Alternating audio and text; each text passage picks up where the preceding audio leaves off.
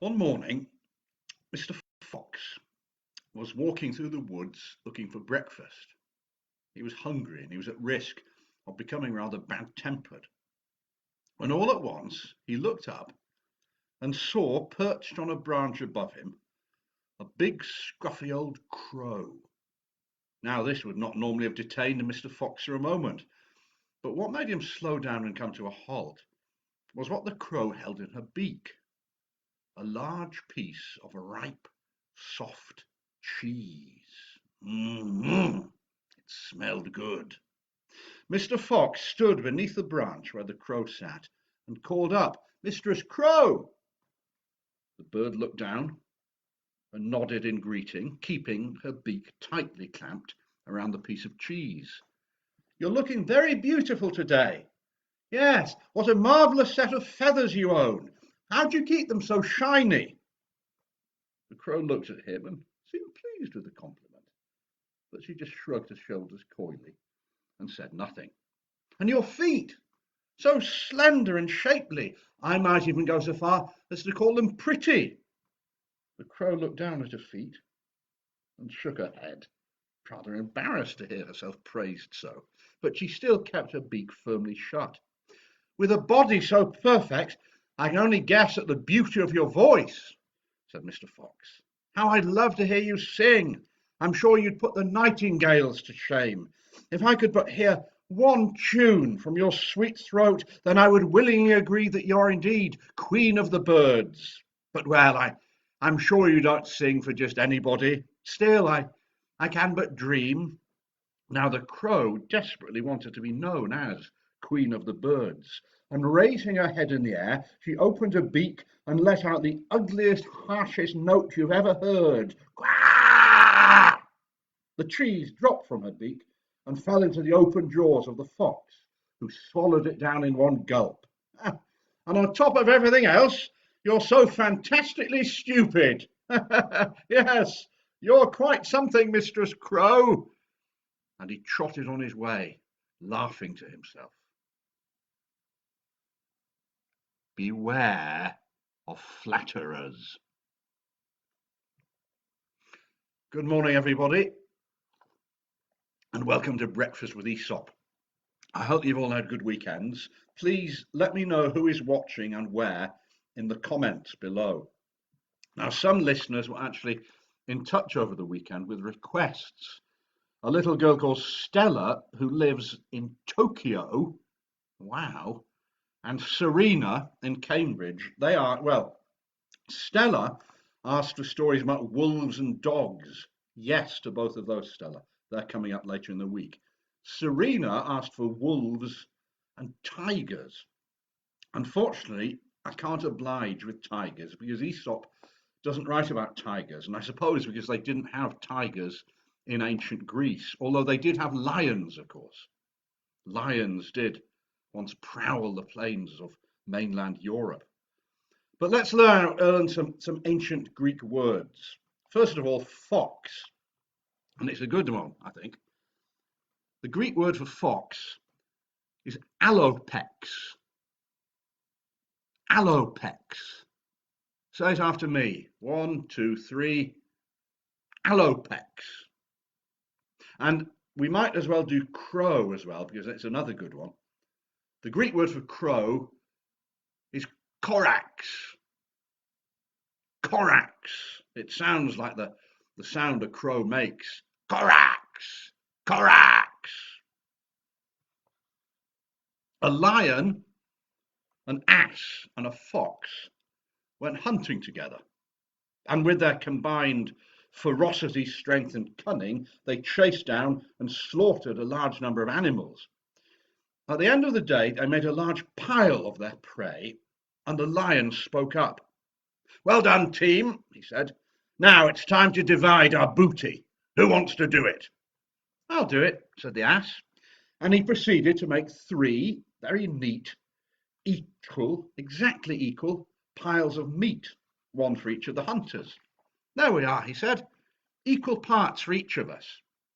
Now the fox was perfectly content with this, but the lion felt that it disrespected him and flying into a rage, he struck the ass on the head with his great paw. Barachthai!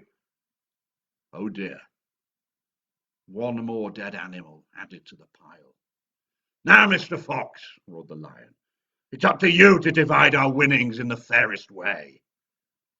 Well, the fox nodded, thought for a moment, and sauntered over to the pile of meat, took a little nibble from a piece of venison, licked a sheep's eyeball, then came back to the lion. There we are, old chap. That'll do me, I think. You can have the rest. The lion roared again with pleasure. Hurrah!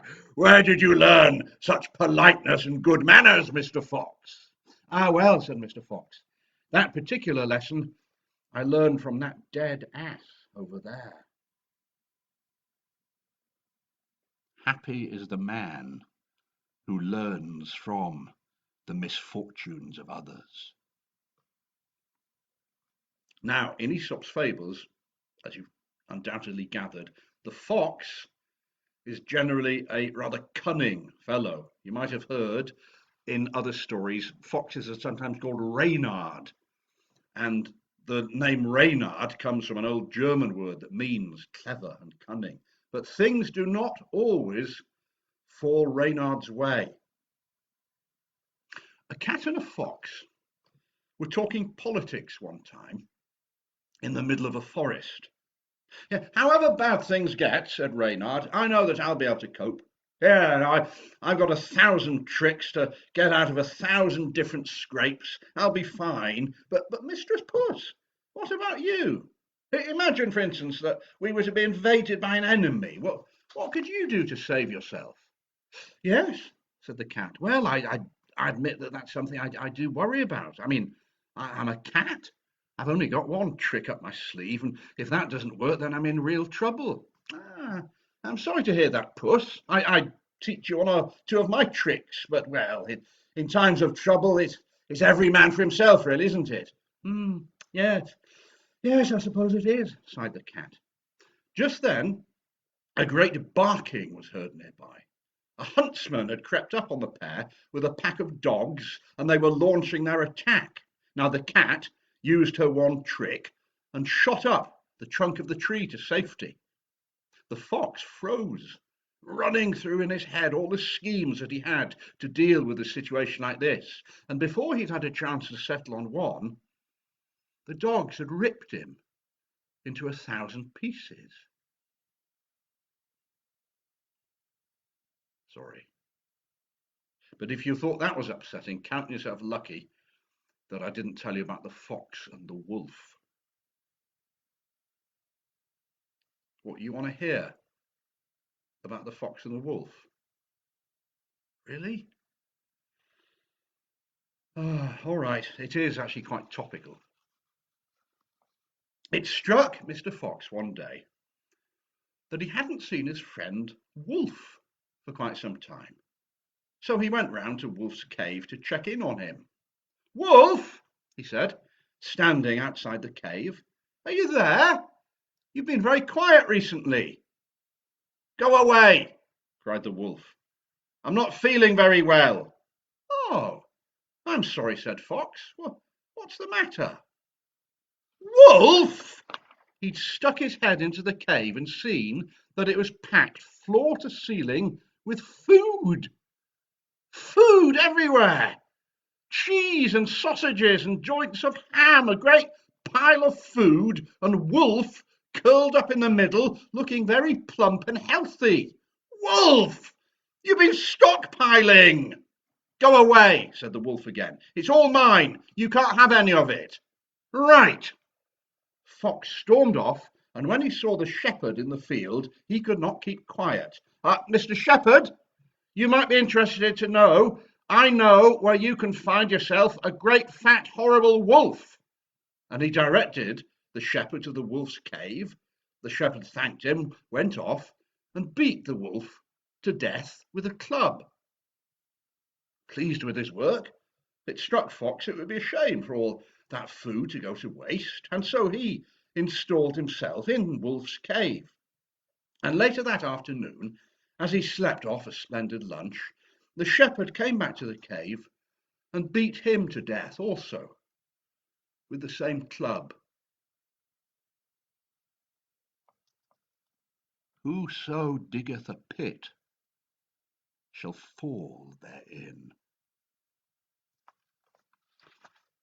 I shudder to think what will happen tomorrow when we hear about dogs.